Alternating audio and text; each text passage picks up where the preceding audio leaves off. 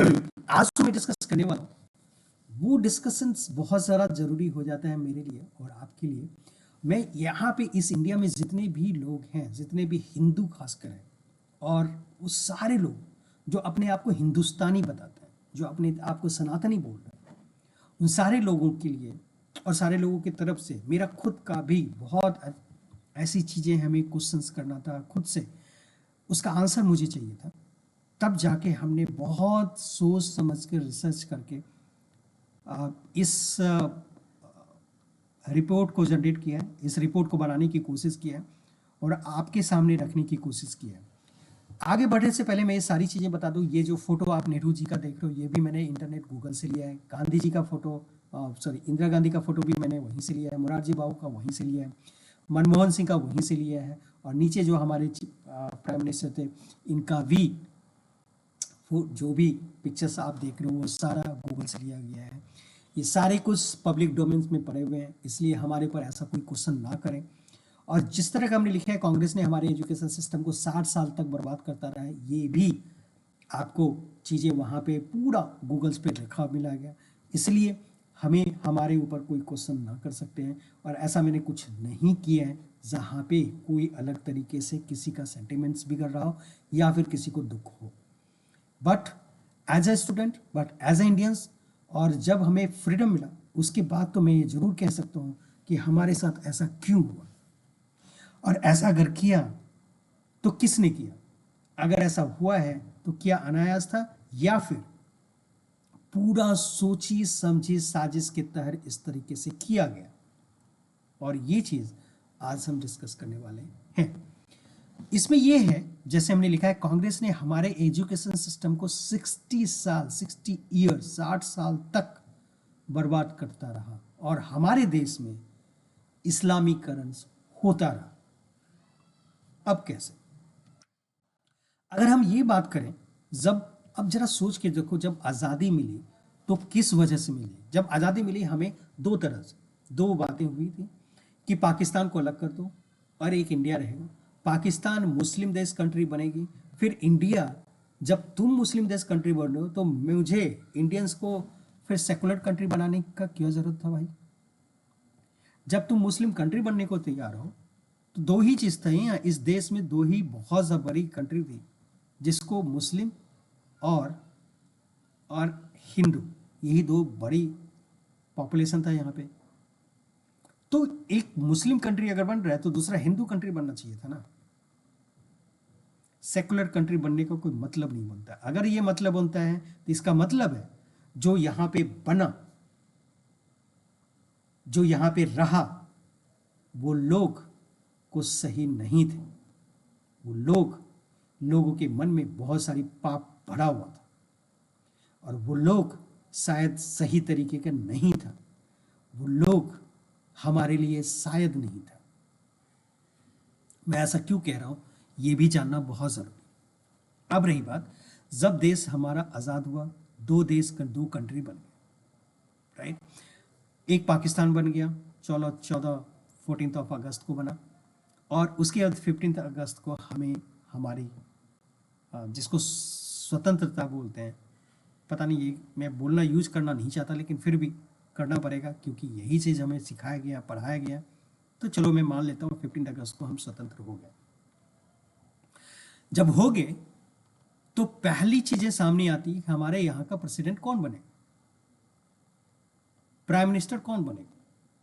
जब prime minister की बात आई तो वहां पे कांग्रेस की मीटिंग्स में 21 मेंबर ऐसे थे जिनको इलेक्शन करना था गांधी जी के सामने में। वहां पे नेहरू के पक्ष में सिर्फ 3 वोट और सभी के पक्ष में सारा वोट हमारे लौह पुरुष को जाता है। और इसमें गांधी जी की चुप्पी सीधा सीधा दिखा रहा है कि आप कहना क्या चाह रहे हो। जब पूरा एक एक मेंबर्स अगर लौह पुरुष को देखना चाह रहा है तो महात्मा गांधी जी, आपने ऐसा क्यों किया कि ऐसे व्यक्ति को बैठाया जिसको पब्लिक ही नहीं चाह रहा हो। तो ये बहुत बड़ी बात हो रही है यहां से। चलो ठीक है, बन गया। अब इनके एक सारी चीज़ों पे बहुत ज़्यादा कटाक्ष में इसलिए नहीं करूँगा, इसलिए करना भी चाहिए कि ये हिंदू थे या मुस्लिम थे नहीं पता, बट ये ट्रीट ऐसे करते थे। इसके बहुत सारे बुक्स में लिखा गया है कि नेहरू, इवन दो हमारे सरदार वल्लभ भाई पटेल ने भी कहा है कि आपकी एक्टिविटीज ऐसा दिख रहा है कि आप कहीं से ब्राह्मण नहीं दिखते हो।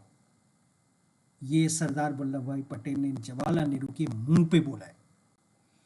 तो इससे बहुत बड़ी बात सामने आ जाता है कि क्या ये सच था।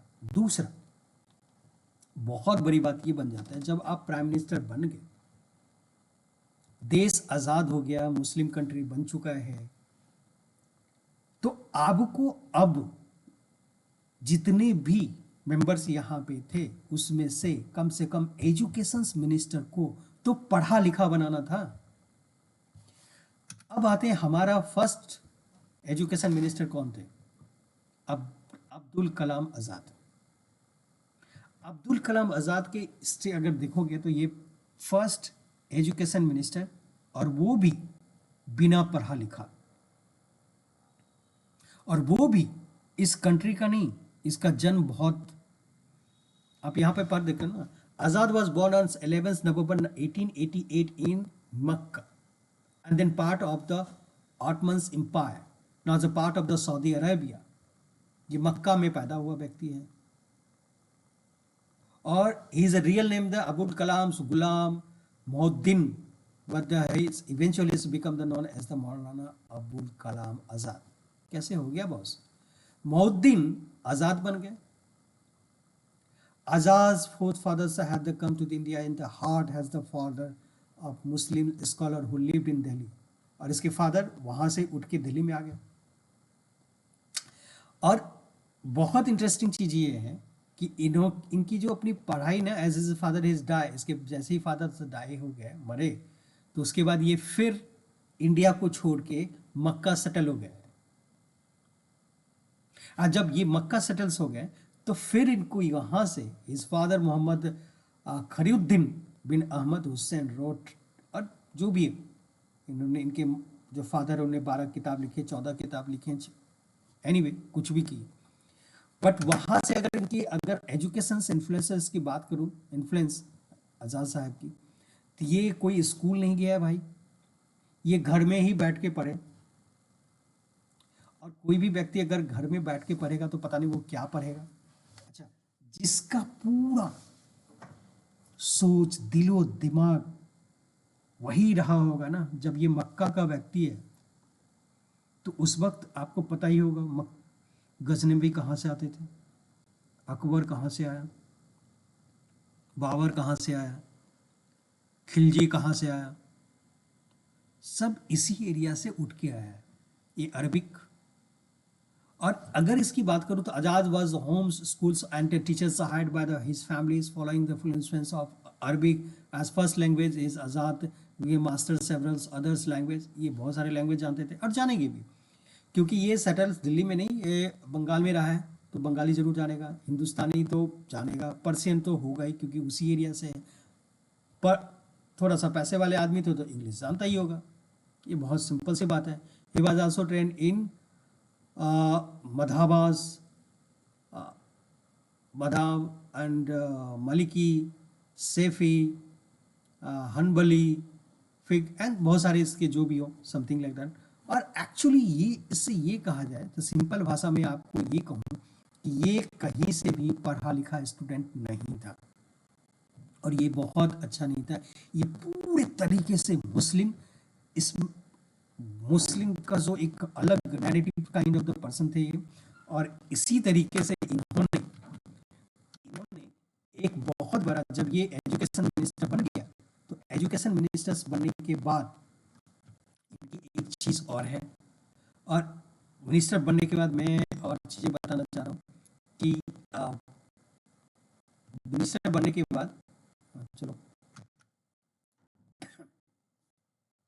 ये आज़ाद साहब जो थे मिनिस्टर बनने के बाद, इनको अगर मैं ये कहूँ, criticism और मौलाना Abdul Kalam Azad education leaders largely into right and commentators of the certain historians whose argue is a politicized, promoted selective based historical narrative.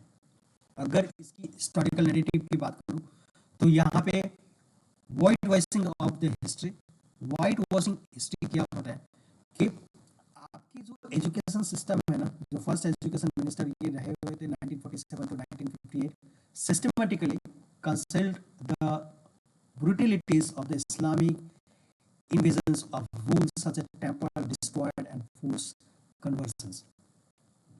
और ये ऐसे थे जो इस्लामिक से भरे पड़े लोग थे, और ये इस तरह का प्रपंच फैलाया करता था कि ताकि जो भी हमारे टेम्पल को तोड़ा गया, डिस्ट्रॉय किया गया, हिंदूज को काट के मार के उन्होंने जो मुस्लिम में कन्वर्ट किया गया, इन सारी चीजों को ये पर्दा डालना शुरू किया। एंड ग्लोरिफिकेशन ऑफ इन्वेडर्स, जहां पे जैसे कि टीपू सुल्तान को महान बनाया गया, अकबर को एक महान बनाया गया, और जो हिंदू के ऊपर से प्रताड़ना देते थे उनको एक महान तरीके से बताने की कोशिश किया ताकि हिंदू ऐसा लगे ये बहुत अच्छा इंसान था। Marginalisation of the Hindu culture and knowledge systems, इन्होंने हमारे गुरुकुल सिस्टम्स को बर्बाद करने की कोशिश किया, और वहीं पे उर्दू के भाषा को ज़्यादा बताने की कोशिश किया, हमारे वैदिक साइंस को भी दबाने की कोशिश किया, गुरुकुल जो हमारा ट्रेडिशन था उसको भी खत्म करने की कोशिश किया, और वहाँ से इस्लामिक को बढ़ाने की कोशिश किया, और ताकि वेस्टर्न इन्फ्लुएंस को ज़्यादा से ज़्यादा बढ़ाया जा सके, ताकि हमारे जो गुरुकुल संस्थाएं उसको खत्म किया जा सके। प्रीपेचुएशन ऑफ द ब्रिटिश मॉडल्स, इन्होंने जब ब्रिटिश मॉडल्स को लाने की कोशिश किया, मतलब अंडर मॉडर्न तरीके से, ताकि हमारे एजुकेशन सिस्टम्स को बहुत तरीके से खराब किया जा सके, हमारे बिलीफ सिस्टम्स को उसको खराब किया जा सके। बायस ऑफ एकेडमिक अपॉइंटमेंट, जो इन्होंने क्या किया, एकेडमिक जो हमारे थे जिसमें कि एनसीईआरटी चालू एनसीईआरटी है, और उसके बाद ICHR जो एजुकेशनल इंस्टीट्यूशंस हैं, इस इंस्टीट्यूशंस में हिंदूज की जो हिंदी भाषा है, संस्कृत है, इन सारी चीज़ों को दबाने की कोशिश किया।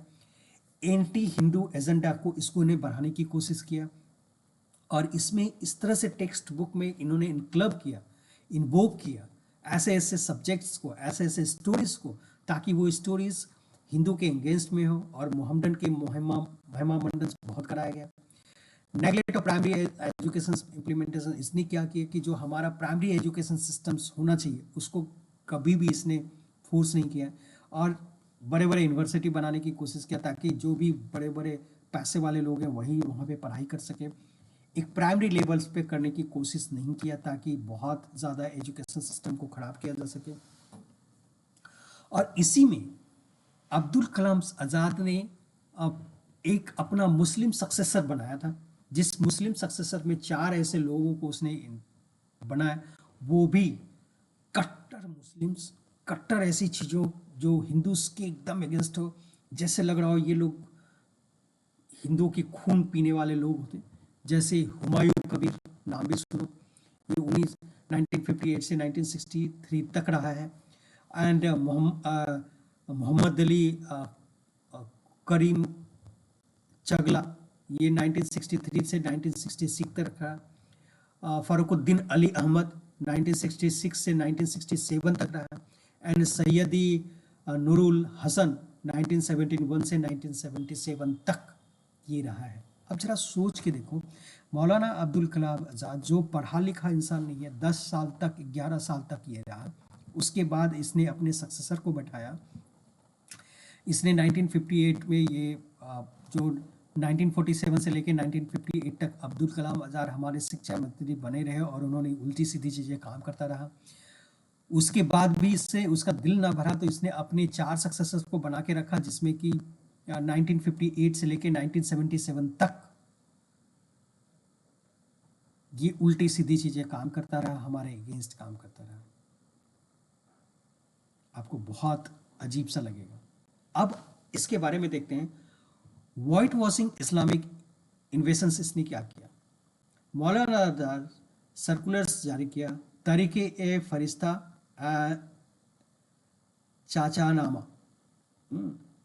चाचानामा इसने शुरू किया। Temples destructions, force conversions and massive of the invaders of the Mohammad Ghaznavi, उन सभी को छुपाने की कोशिश किया, उसके अच्छे बड़प्पन को बताने की कोशिश किया। Mohammad bin Qasim, Abdul Khilji, these facts are the systematically exclude of the text book, उसके टेक्स्ट बुक में रखा गया सिस्टमेटिकली तरीके से। और उसी चीज को मोहम्मद आया, मोहम्मद के बेटे कौन था, मोहम्मद का दादा कौन था, लालता कौन था, इन सारी स्टोरी को हमें बताने की कोशिश किया गया।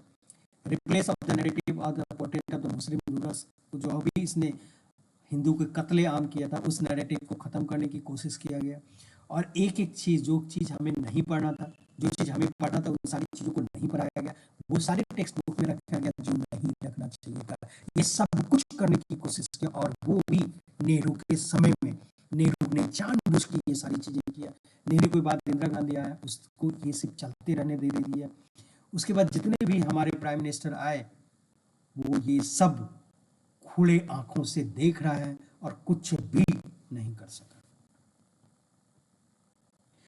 Maulana Azad negotiate extent of the even the like of the burning of, अब ये भी देखोगे आपको लगेगा हमारे जो नालंदा यूनिवर्सिटी से जहाँ पे लाखों करोड़ बुक्स थी, उस सारे बुक्स को जला दिया गया, वो भी 1193 में। और वहां पे जलाने के बाद, और उसको भी ये जस्टिफाई कर रहे हैं, जिसने जलाया उसके पक्ष में खड़ा हो रहा है। Maulana negotiations of extended the event like a burning of Nalanda University by the Bakhtiyar Khilji in 1193, which is the obliterated of the global centers Hindus and Buddhism learning textbook, ignored such a atrocities, focus of the Mughal architecture achievements and Akbar's syncretic policies. आपको ये सारी चीजें देखना पड़ेगा। बहुत अच्छे तरीके से इन्होंने वो सब कुछ करने की कोशिश किया जो इसको नहीं करना चाहिए था। और उस वक्त के प्राइम मिनिस्टर, उस वक्त के अदर्स मिनिस्टर ये सारा चीज करते हुए देख रहे थे। क्या दम नहीं था? क्वेश्चन नहीं कर सकते थे, रोक नहीं सकते थे? या फिर आप सब कुछ जानबूझ के तरीके से आपने एजुकेशन मिनिस्टर बनाया, सक्सेसर्स बनाया और ये सब करने दिया। और ये anti Hindu basis of policy इनका आजाद का यह था। ये पैसे देते थे, उर्दू यूनिवर्सिटीज को बनाया, इस्लामिक लैंग्वेज को ज़्यादा फोकस करने की कोशिश किया, संस्कृत को घटाने की कोशिश किया, हिंदूज के स्कैप्चर को, हिंदूज के कल्चर्स को, हिंदूज के इंस्टीट्यूशंस को इन्होंने आगे फल फूल नहीं दिया। जामिया मिलिया यूनिवर्सिटीज बनाया, उसको फंड करता रहा, और contested of the neglected of the traditional Hindu gurukuls को खत्म करने की कोशिश किया, और खत्म ही कर दिया इनफैक्ट ये कह दो। और इन्होंने सनातन धर्म के को बैकवर्ड करने की कहने की कोशिश किया, और replacing of the philosophically traditionals with the narratives of favouring of foreign cultures import किया। और हमारे रामायण महाभारत के जो भी हमारे स्पीचेस उसको खत्म करने की कोशिश किया, डी हिंदूजाइजेशंस करने की कोशिश किया, पब्लिक इंस्टीट्यूशंस को खराब किया, हिंदू इमेजरी को खराब किया, और गलत सलत चीज़ें फैलाना शुरू किया। हिंदुज़म बेकार है, हमारे जितने भी देवी देवताओं उसके बारे में उल्टी सीधी बातें करने की कोशिश किया। ये सारा कुछ हमारे सामने होता रहा और हिंदू चुपचाप सहता रहा। और वही कहते हैं ना, अंग्रेज यहाँ पे बहुत कम आए थे, लेकिन राज सब दिन करता रहा इंडियंस के भरोसे के ऊपर। और यहाँ पे आज़ादी होने के बाद भी हम हिंदू फिर उसी गुलामी में जीते रहे, जिस गुलामी में ये लोग ने मिलकर हमें चलाने की कोशिश की। एक मंदिर, राम मंदिर टेम्पल्स बनाने के लिए कितनी मुश्किलें झेलना पड़ा, जब वो तो मोदी जी भगवान की बहुत बड़ी शक्ति है कि जिसमें मोदी जी सामने आए। अब इसके जो सक्सेसर थे 4, हुमायूं कबीर, अब देखिए इसकी बड़ी अलग तरीके से आपको दिखेगा। एक आपको दिखेगा कि सब्जेक्ट में डालना, दूसरा दिखेगा सामाजिक लेवल पे उसको पूरा वो करना, तीसरा दिखेगा आपको हमारे रिलीजियस लेवल्स पे कंट्रोल करना, और उसके बाद पूरा एक मूवमेंट्स ऐसा क्रिएट करना ताकि ऐसा लगे कि हम ही लोग अच्छे थे और सब बेकार है। हुमायूं कबीर एक ऐसे खुराफाती बददिमागी व्यक्ति था जो एनसीईआरटी में उसे एजुकेशंस को डाला, मुगल कंट्रीब्यूशंस को डाला, ताजमहल को डाला, अकबर के एडमिनिस्ट्रेशंस को डाला, मार्जलिंग ऑफ हिंदूज रेसिस्टेंस मूवमेंट्स को रखा गया, राजपूत को दबाया गया, राजपूत के चोल साम्राज्य को खराब किया गया, उसके बारे में किसी तरह का कोई जगह नहीं देने की कोशिश है। दिया भी तो बहुत छोटा सा दिया। हमारे हिंदू जितने भी बहुत ज़्यादा सिविलाइजेशंस को खड़ा करने की कोशिश किया, जहाँ पे हर तरीके से हमारे पेपर में रहा, उसके एक भी चीज़ों को नहीं रखा गया। जब भी कुछ जरूरत हुआ, मुस्लिम, बाबर, हुमायूं, खिलजी, ये अटर पटर चटर इसी को रखा गया। हमारे टेम्पल्स पे जिन लोगों ने अटैक किया, उन सारी को परसेप्शंस सरप्राइज करने की कोशिश किया, ताकि ऐसे लगे कि इसने ऐसा कुछ भी नहीं किया। इस तरह के आज भी आपको देखोगे कि जब भी कभी अकबर, बाबर, इस सब पे भी हम वो करते हैं, आज भी सारे लोग खड़े हुए हैं। दैट मीन्स ये लोग आज भी नहीं मरा है, आज भी जिंदा है। मोहम्मद अली कुरिम्स चगला, ये और भी खतरनाक है। इसने जजिया टैक्स को सही बताने की कोशिश किया। इसने एक नया नैरेटिव शुरू किया। इस नैरेटिव था गंगा जमुना तहजीब। अरे मुस्लिमों, मैं आपसे ये बोलना चाह रहा हूँ, गंगा भी हमारा, जमुना भी हमारा। तुम बाहर से आए हुए लोग जबरदस्ती, जोर जबरदस्ती से कन्वर्ट होते हुए मुस्लिम हो, तेरे दिमाग में अभी भी यही घुस रहा है। तुम्हें लगता है कि ये गंगा जमुना तुम्हारा है, ये गंगा भी हमारा, ये जमुना भी हमारा। और इस तरीके से उसने एक और शुरू किया, गिल्ली डंडा। गंगा जमुना तहजीब एंड गिल्ली डंडा कॉम्बिनेशन। ये सारे कॉम्बिनेशंस का आज की डेट में हवा निकल गई है, बट ये इस तरह से हमारे पूरे हिंदुइज्म को पूरे सोसाइटीज को खराब करके रख दिया। और इन्होंने ये दिखाने की कोशिश किया, मैं ही हूं और हिंदू तो कुछ भी नहीं। Chagla focus on the technical education relevance of the code of the issues and the Hindu history को खराब करने की कोशिश किया। This is challenging for the framework. और इन्होंने, आपको ये भी बताओ, जो हमारे गुरु गोविंद सिंह का बहुत बड़ा था, शिवाजी का दिया हुआ बहुत चीज़ है, गजपति का दिया हुआ बहुत बड़ा एक साम्राज्य रहा है, कपिलेंद्र देवा का बहुत बड़ा साम्राज्य रहा है, बहुत बड़ी फाइटिंग रही है, कृष्णदेव रुल्लू उसका भी बहुत बड़ा था, देवरालू उसके भी बहुत बड़े वो रहा है यहाँ पे हमारे सभ्यता को, हमारे संस्कृति को बचाने में। इन लोगों की एक भी चीज़ें कहीं भी ढंग से नहीं रहने दी है। अगर मैं फरुखुद्दीन अली अहमद की बात करूँ तो ये भी उसी तरह से था। औरंगजेब जिसने टेम्पल्स को टूटा है, खूटा है, हर जगह उसने डिमोलिश करके टेम्पल्स को मस्जिद बना के मकबरा बनाने की कोशिश की है। इन सभी को ये फरुखुद्दीन बहुत अच्छे तरीके से वो करते थे, पर्दा डालने की कोशिश किया, इस तरीके से करने की कोशिश किया ताकि ऐसा लगे इन्होंने ऐसा कुछ नहीं किया, बहुत अच्छे लोग थे। सैयदी नूरुल हसन, ये और भी खतरनाक थे, जो 1971 से लेकर 1977 तक रखा। और ये तो और भी बेड़ा गर्क करके रखा हमारे पूरे एजुकेशन सिस्टम को, एनसीईआरटी में इन सारी चीज़ों को डाल के रखा। जब मैं बचपन में ये सारी चीज़ें पढ़ता था, मुझे बहुत बुरा लगता था, यार क्या यही सब थे कि हमारे इतने सारे कहाँ गए, उनके बारे में कुछ भी नहीं लिखा है। और क्वेश्चन में भी बार बार ये पूछा था, उसका बेटा कौन है, उसका दादा कौन है, उसके दादी का नाम क्या है। अबे यार, तुम्हारे दादा दादी हमारे किसी काम के नहीं है, मैं क्यों याद करूं तुम्हें।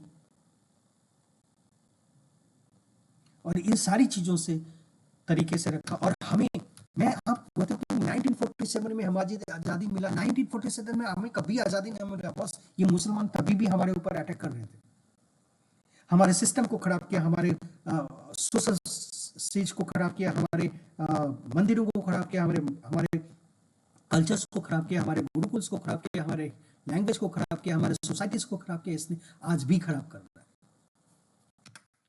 अगर मैं मैकेनिज्म ऑफ डी हिंदुइजेशन की बात करूं तो यस, इन्होंने क्या किया, टेम्पल पे हमारा जो था उसको खत्म करने की कोशिश किया, टेक्स्ट बुक में उल्टी सीधी चीजें रखा, हमें अपनी चीजों से वंचित करके रखा। हमें हमारे गर्व होनी चाहिए जिसमें जिन्होंने, जैसे कि राणा प्रताप हुए, हमारा महाराणा प्रताप है, हमारे बहुत सारे हमारे तानाजी हैं, हमारे बहुत सारे ऐसे हैं जो उन्हीं के बारे में हमें जानना चाहिए था, उन्होंने जाना नहीं। राणा प्रताप के बारे में हमें जानना चाहिए था, शिवाजी के बारे में हमें जानना चाहिए, लीजिए बुरखंड के बारे में हमें जानना चाहिए, कृष्ण देवरल्लू के बारे में हमें जानना चाहिए था, हमारे चोल साम्राज्य के बारे में जानना चाहिए था, हमें महाराणा प्रताप के बारे में जानना चाहिए, ये बहुत सारे हमारे सिविलाइजेशंस है उसके बारे में जानना चाहिए था। लेकिन हम उन सारी जानकारियों की जगह पे हम कुछ और ही पढ़ाई कर रहे थे, जिसके बारे में हमारे अंदर इतनी सारी इनसिक्योरिटीज पैदा होते चला गया, हमें हर चीज़ों में डर होने लगा, हमें खुद ही हमारे धर्म के ऊपर हमारे सोच में गड़बड़ी आना शुरू हो गया, हम मंदिर जाना बंद कर दिए, मंदिर बहुत सारे मंदिर क्लोज होने लगे, मंदिरों को हमने तिरस्कार करने लगे। ऐसे हिंदू जो मंदिर में जाते थे हम उससे उसको एक अलग तरीके से देखने का नज़ारा हमारा बढ़ गया था, और इस तरीके से हम खुद ही हिंदू होके हम हिंदुओं के दुश्मन बन चुके थे। और इसका एक एक चीज़ का फायदा ये लोग उठा के आ रहा था, और ये लोग यही टेक्निकों का हमारे जो मूवीज हैं, हमारे जो सिनेमाज हैं, उसमें भी ये लोग बहुत दूर तक कंट्रोल करके रखा था, और आज भी कंट्रोलिंग कर रहा है। तो मैं सारे हिंदू और सनातनियों से कहूँगा, अब ये वक्त आ चुका है, समझने की कोशिश करना है कि ये लोग किस तरीके से था। अगर मैं नेहरू को ये हिंदू था, नहीं, इन सारी चीज़ों से सामने आ रहा है ये हिंदू नहीं था, क्योंकि इसके सामने में ये सारी चीज़ें मुसलमानों की गाथाएं सुनाया जा रहा था हमारे पूरे अक्रॉस द इंडिया कंट्री को, जहाँ पे हम 82% 90% थे, और उनको ये सारी चीज़ें सुनाया जा रहा था। इसका मतलब ये सीधा है कि ये भी हिंदू कहीं से नहीं दिखता है, पूरे तरीके से सोची समझी साजिश है। आज भी हम अगर इस साजिश को नहीं समझ सके तो मेरा आने वाला हिस्ट्री बहुत बेकार होगा, हो सकता है हमें और भी पेन झेलना पड़े। This is the right time to change, this is the right time to open my eyes, this is the right time to open your brain, this is time to use, और as much as you have to become as strong as compared to the any other one, आपको पूरी ताकत के साथ उठ के खड़ा होना पड़ेगा, आपको पूरी ताकत के साथ इसकी मुकाबला करना पड़ेगा, पूरी ताकत के साथ आपको ऐसे करने पड़ेंगे ताकि हमारे आने वाले जनरेशन को किसी तरह का कोई प्रॉब्लम ना हो, और इसका भी मुकाबला किया जा सके। जो भी हमारे मोदी साहब की गवर्नमेंट के बाद ये आया और अलग अलग तरीकों की चीजें होता जा रहा है, सभी अलग अलग सनातनियों से बोलना चाहूंगा, आप इनको आंख बंद करके सपोर्ट करते हो, ताकि हमारे आने वाले जितने भी प्रॉब्लम्स हैं ये सॉल्व कर सके, और जितने भी प्रॉब्लम्स में सॉल्व करने में हमारी हेल्प इनको मिल सके, राइट। अगर आपको ये सारे कंटेंट्स अच्छे लगे तो मैं आपको यही बोलूँ कि आप जरूर से जरूर अपने इस कंटेंट्स को अपने फ्रेंड्स को भेजें, ज़्यादा से ज़्यादा लाइक करें, सब्सक्राइब करें, और हमें जिससे सपोर्ट करें ताकि हम एक अच्छी चीज़ें और